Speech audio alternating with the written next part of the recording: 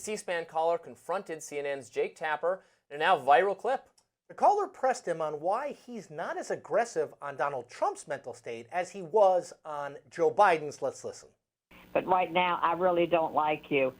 I think you're doing a disservice to Joe and also to the American people. This president has been pure chaos, which indicates to me that there is something wrong with him. We will never get a straight answer on his medical examinations, what medication he is on. And yet you have gone after Joe Biden with a vengeance. Here was Tapper's response. We have covered times that he has confused Nancy Pelosi with Nikki Haley.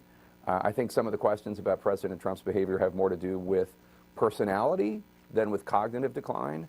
But obviously, whatever lessons we've learned from covering President Biden, we would apply to any politician, any future politician or president. Tapper has been doing media appearances for his latest book called Original Sin, which chronicles the former president's cognitive decline and its alleged cover-up. House Republicans have cited this book to help ignite their investigation into whether aides helped cover up Biden's decline. Multiple Biden aides have already agreed to testify to the House Oversight Committee. Today, former West Wing officials who served in Trump's first administration and a legal scholar will testify in a Senate Judiciary hearing.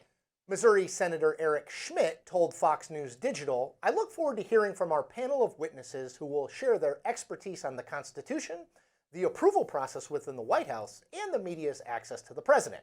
The American people are demanding accountability, and this hearing will be the first step in that process." So the difference the caller gets at, I mean, it's not the same thing at all. Trump's age and mental health and fitness are exhaustively litigated in the media, as is appropriate.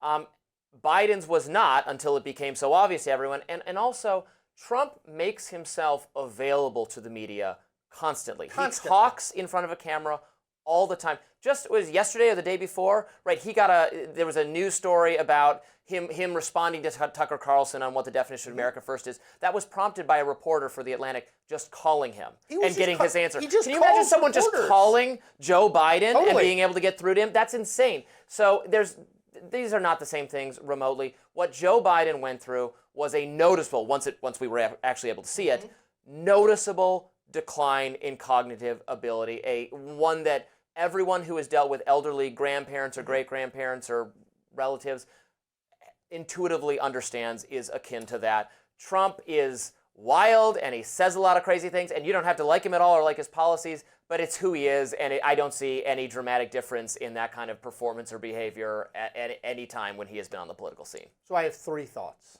One, this is always dangerous because I still remember Rick Perry doing I'm going to get rid of three bureaus, and he couldn't remember the third. Joe Biden sticks to two and struggles with that. Thought one, God bless C-SPAN. Yeah. Thought two, good for Jake. I mean, he's my friend, but also, good for him. You're going to get some of that on C-SPAN. Yeah. I kind of like that Washington Journal show. I've done it where people just call him, they're like, you're a real jerk. Okay, point three, yes to your thing about Trump. I always say this. Donald Trump created a fictional character named John Barron, who was him, in the 1980s to call the New York Post and put items into Page 6 about how virile and sexually appealing Donald Trump was.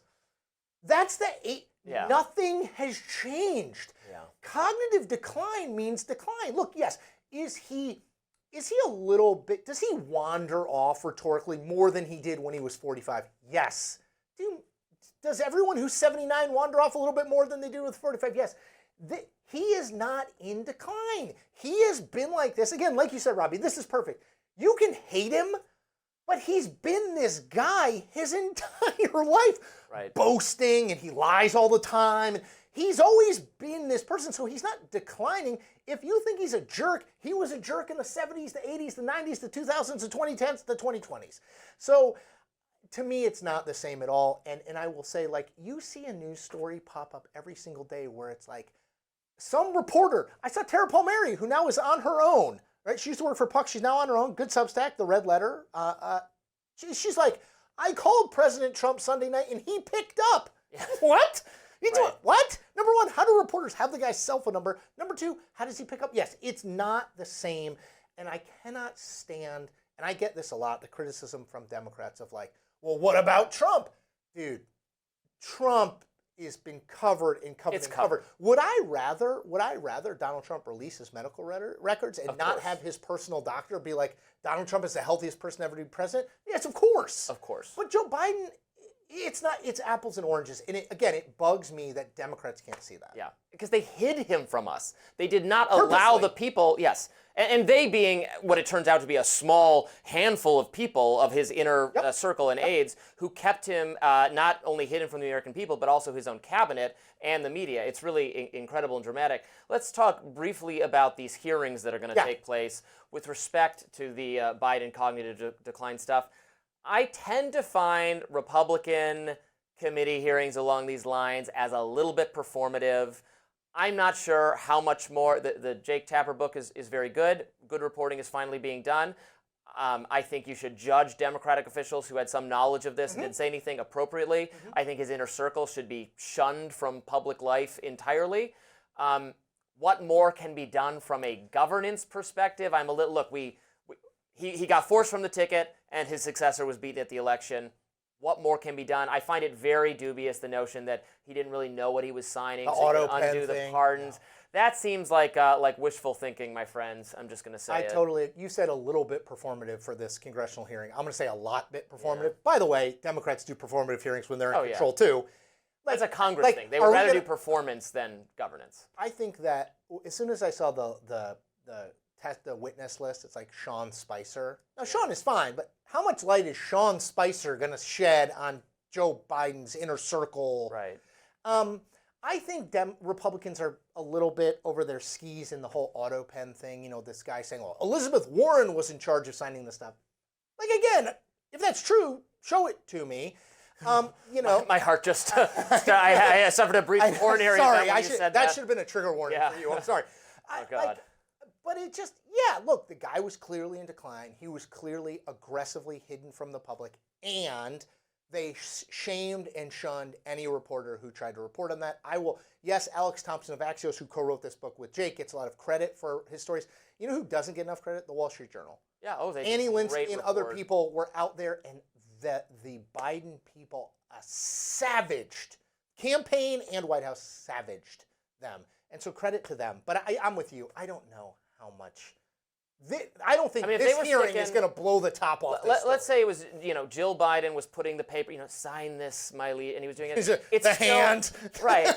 It still counts. Even if it was done that way, which is why I think this is a little bit of it. We're not going to undo. I wish we could undo some of those pardons. I think the whole the pardon COVID thing is totally cannot be broken. but it happened, and so it's just done, and elections have consequences. The election to have him in power in the first place.